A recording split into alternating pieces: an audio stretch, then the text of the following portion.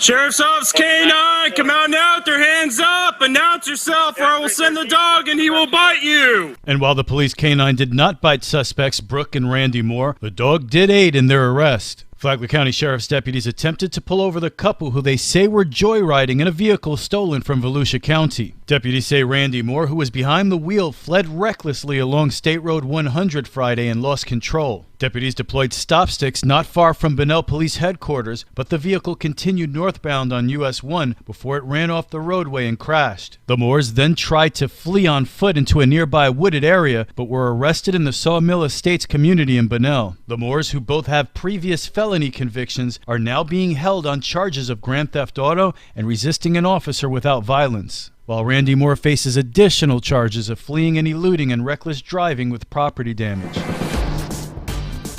This local news sponsored by Flagler County's Toyota dealer, Beaver Toyota US 1 St. Augustine, here to wow you. A sex offender is now sentenced for crimes against a child. The Flagler County Sheriff's Office has received notice that 52-year-old Charles Gordon Swindell of Palm Coast is now sentenced to 30 years in prison for sex crimes committed against a child.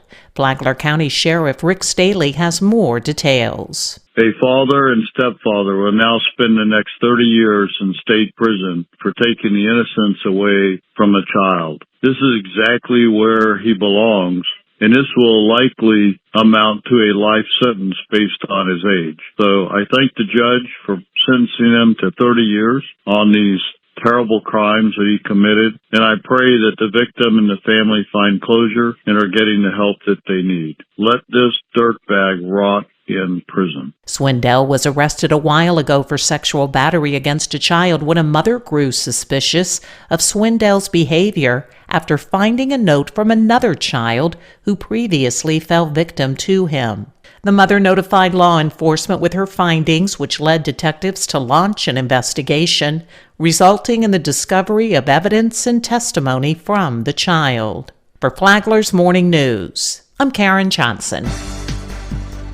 Flagler County Commissioners are going forward with constructing a new library branch in Bunnell. Flagler County Library Director Holly Albanese says the $16 million facility will be more than just a place to check out books. We would have community meeting rooms, study rooms. We have youth services space. We have a podcasting room. We also would have a state-of-the-art conference center. The point of this possibility with this conference center, not only could it be used by community groups, but we could also rent it out and build revenue. County Commissioner Dave Sullivan says the project has been at a standstill for the last 8 years. The last time we got briefed was in January of this year, and there's unanimous consensus for the 5 commissioners to now's the time to go forward.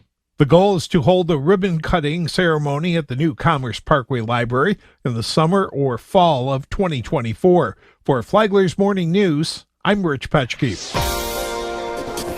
The Florida Agricultural Museum has been struggling financially for years. But the museum in Flagler County is now poised to receive $4.5 million in funding from the state to open a new visitor center. That funding is subject to Governor Ron DeSantis' approval, but even without it, Executive Director Kara Hoblick tells WNZF there's plenty to do and see at the museum. We've got horseback riding, trail rides. We have fantastic school touring program, and we're right now accepting school tours from all over the state of Florida. We do private events. We run our facility for weddings and other private events. We are open to the general public for tours on Friday, Saturday, Sunday. We have a unique little gift shop. Hoblick says the museum's mission is to educate the public about Florida's agricultural past, present, and future, and history at the site runs deep. We have buildings that are dated from 1880 to the 1920s. The first building that was brought there was built in the 1920s from Tallahassee, and that is a dairy barn, and that is where we do our events. We also have a fantastic general store that is from north of Gainesville, and it was built in 1880, and when you walk in, you feel like you're in 1880. It's completely stocked with all of the merchandise that was available during that time period. Tours cost $10 for adults and $8 for children. Children under 3 get in free. From the WNZF Newsroom, I'm Amy Cherry.